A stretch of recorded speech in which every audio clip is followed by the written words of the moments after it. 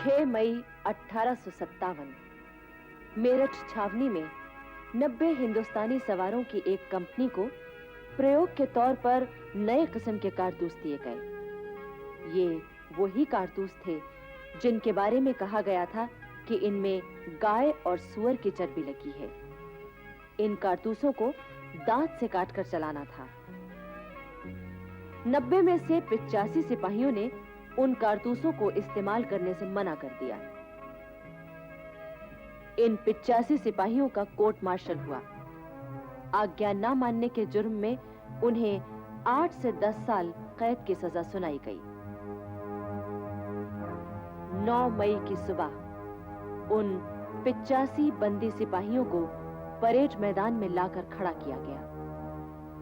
उनके सामने गोरी फौज और उसके साथ तोपखाना भी खड़ा किया गया। इस दृश्य को दिखाने के लिए छावनी के बाकी सिपाहियों को भी बुलाया गया ताकि वो भी सबक लें।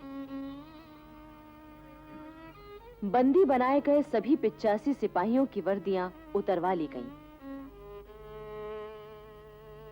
बेड़ियां डाल दी गईं। इस तरह अपमानित करके उन्हें जेलखाने ले जाया गया। अपने साथियों के साथ हुए इस जुल्म को देखकर वहां खड़े भारतीय सिपाही भीतर ही भीतर दुख और गुस्से से परेशान हो उठे। उसी दिन शाम को जब मेरठ छावनी के बाकी सिपाही बाजार में घूमने गए तो सभी ने उन्हें नफरत की निगाह से देखा। लो, ये आ गए बड़े सूरमा, अंग्रेजों के गुलाम।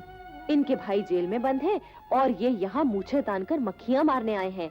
मक्खियां मारने नहीं, चूड़ियां पहनने आए हैं। हाँ। अरे तो देर किस बात की है? लो भैया, पहन लो चूड़ियां। सिपाहियों के लिए ये अपमान बर्दाश्त करना मुश्किल हो गया। बैरकों में उसी रात गुप्त सभाएं हुई। न कोई सो सका, न किसी को चैन आया। 9 मई की ही रात को सिपाहियों ने दिल्ली के नेताओं को खबर भेज दी कि हम विद्रोह कर रहे हैं और कल या परसों तक दिल्ली पहुंच रहे हैं। अब हमारे लिए 31 मई तक रुकना मुश्किल है। 10 मई 1857 उस दिन रविवार था। मेरठ शहर के अंदर नगर निवासी और हजारों हथियारबंद ग्रामवासी इकट्ठा हो रहे थे। उधर छावनी में वो सुबह आई जिसका क्रांतिकारी सिपाही सारी रात बेताबी से इंतजार करते रहे थे। उनका दल सबसे पहले जेलखाने की ओर बढ़ा। उन्होंने जेल की दीवार तोड़ दी और जेल में घुस गए। उन्होंने बंदी बनाए सिपाहियों की बेड़ियां काट दी और उन्हें मुक्त किया। जेल के जेलर भी क्रांतिकारियों से मिल गए थे। उन्होंने न तो कोई विरोध किया और न अंग्रेज अफसरों को खबर ही दी। इसके बाद सारे क्रांतिकारी सिपाही अंग्रेजों का खात्मा करने के लिए दौड़ पड़े।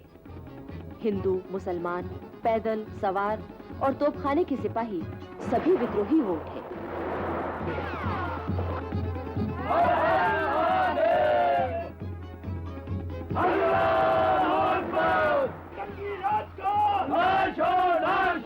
सब तरफ एक ही नारा गूंज उठा।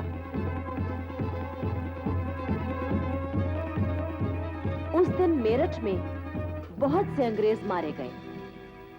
बंगलों, दफ्तरों और होटलों में आग लगा दी गई। शहर और छावनी दोनों जगह भयंकर विद्रोह छिड़ चुका था। तारों को काट दिया गया था और रेलवे लाइन पर क्रांतिकारी सिपाहियों का पहरा लगा था। 11 मई 1857 की सुबह 8 बजे क्रांतिकारियों का दल दिल्ली पहुंचा।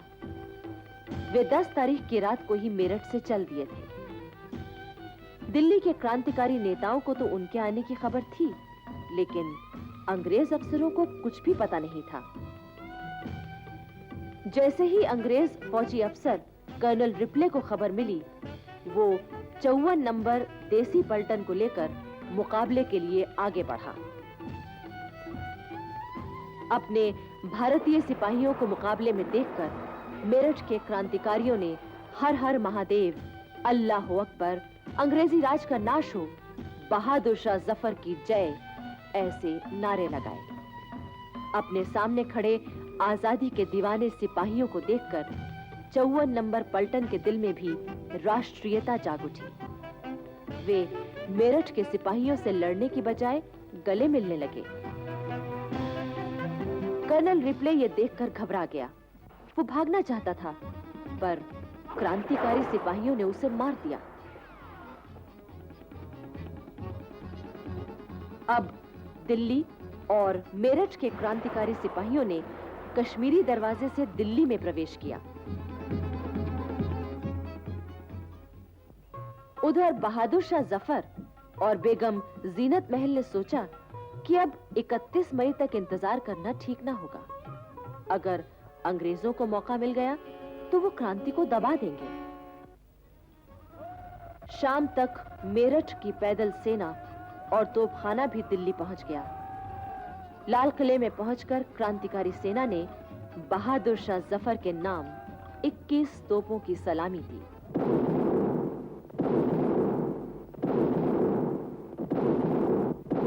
बहादुर शाह के पास पहुंचकर क्रांतिकारी सिपाहियों ने उन्हें सलाम किया और मेरठ का हाल सुनाया। मेरा खजाना खत्म हो चुका है, मैं आप लोगों को तनख्वाहें कहां से दूंगा? हम लोग हिंदुस्तान भर के अंग्रेजी खजाने ला लाकर आपके कदमों में डाल देंगे।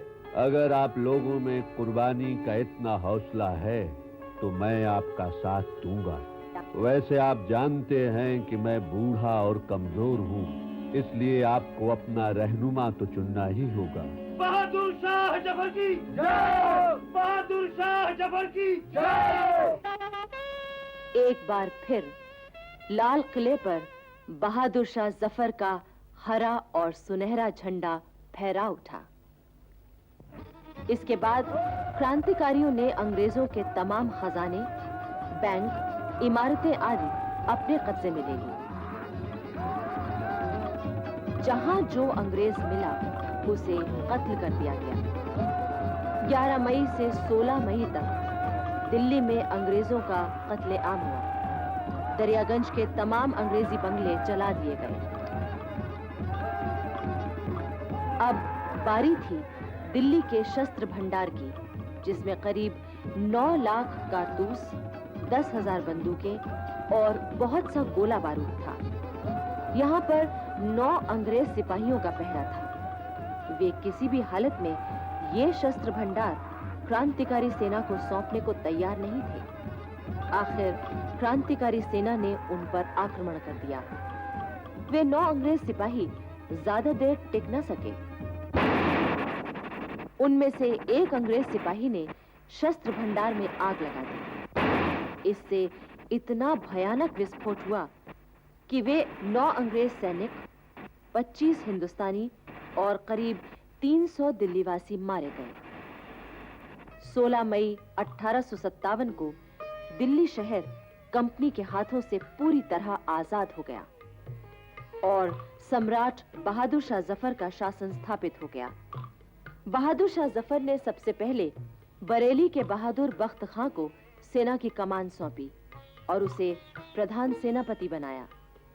इस मौके पर बहादुर शाह ने बख्त खां से कहा, बहादुर, मुझे तुझ पर बड़ा भरोसा है।